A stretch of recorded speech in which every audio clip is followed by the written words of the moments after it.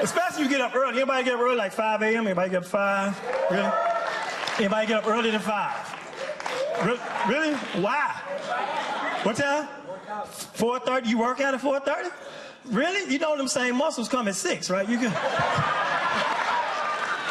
Right. Anybody You're right about like that. Comedian David Williams time? has studied and performed comedy for more than 30 years, and this weekend, he's back here in the ATL. He's joining us live in studio this morning. It's great to have you with us, sir. Good to have me. Welcome, man. Welcome. Indeed. Welcome back to Atlanta. Yes. Atlanta is no stranger to you. You've been coming here for some time now, hitting all types of stages. What does it feel like to be back? It's good to be back, and I'll tell you, I had a really full circle moment. In 2000, I was here with the Kings of Comedy as the opening act for that tour.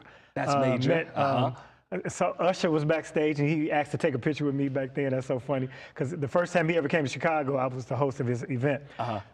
Fast forward to 2024, I come back to the State Farm Arena as one of the feature acts. So that's Atlanta's always been good to me, but that's a big window of doing my thing here. I mean, so you're originally from Chicago. Still born and raised and lived there. Still living there, but you're known throughout the country. And you've worked with a little bit of everybody. A lot. We're just gonna name drop a few. D.L. Hughley, Cedric the Entertainer, Mike Epps, so many. What is it like to you when you have that opportunity to work with these people, but then now also just being out there on the stage, doing your own shows? How major is that for you? It's cool, man. Actually, we all started together, all of those guys. Mike Epps really learned comedy in Chicago and New York.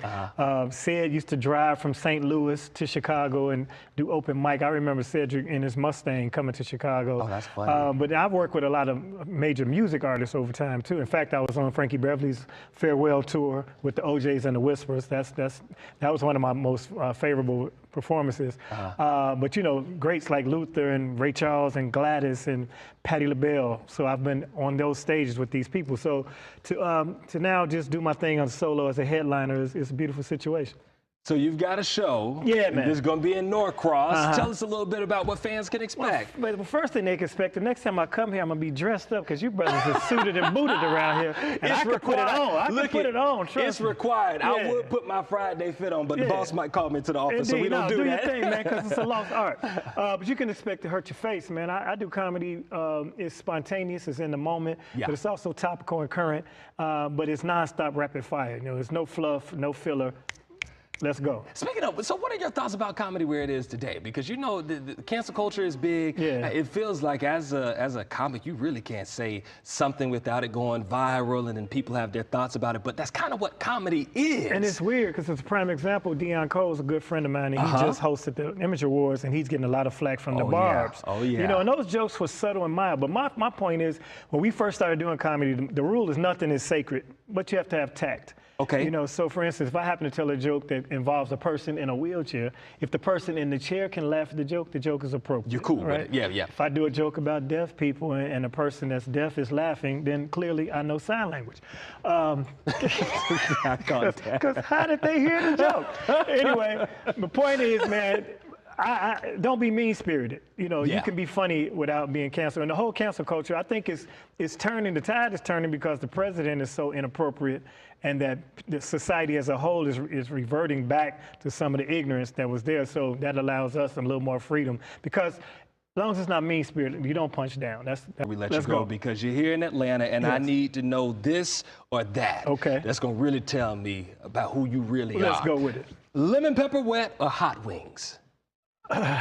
No lemon pepper, because I don't trust lemon pepper. What? It just came out. Lemon pepper is about 10 years old. My grandmother never had lemon pepper.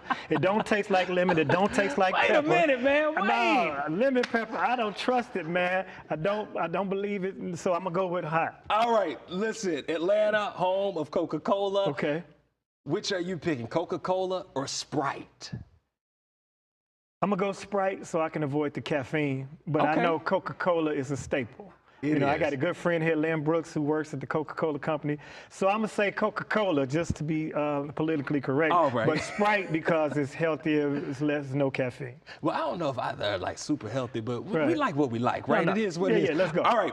Midtown or Buckhead? I didn't say Bankhead. I said Buckhead, okay? I heard you say it. Yeah, I'm not going to bounce. Don't make it bounce. I'm going to go Midtown. Midtown? Yeah, I'm going to go Midtown. Give you that city feel? Got that, lofty. I think they're a little bit better, a little more snooty. Got to drive a different car, A little extra bougie out there exactly. sometimes. But I got a cousin in Buckhead, so, but I'm going to go Midtown. All right, last but certainly not least, you've been in Atlanta, old Atlanta versus new Atlanta. Which one you picking? I'm going to go old Atlanta because some of I've come here back in the day when the club Limelight was around. I did 112. I did the Cool Jazz Fest at Fulton County Stadium back in the day. Oh, that's so before my time. Oh, it's way before you. Yeah, it was only 3 Peachtree Streets when I first started coming here. But now, you don't know which one you're on. You're saying, wait, which one you talking about? All them car wreck commercials because people trying to figure out these 85s, these 285s, and go to the other 5. How you going to go 85 west and north at the same time? You're not going to talk about us as we you drive. asked about Atlanta. Let me tell you, that's why y'all got all these crash commercials. Cause GPS be like, the GPS cussed at me today. So yeah.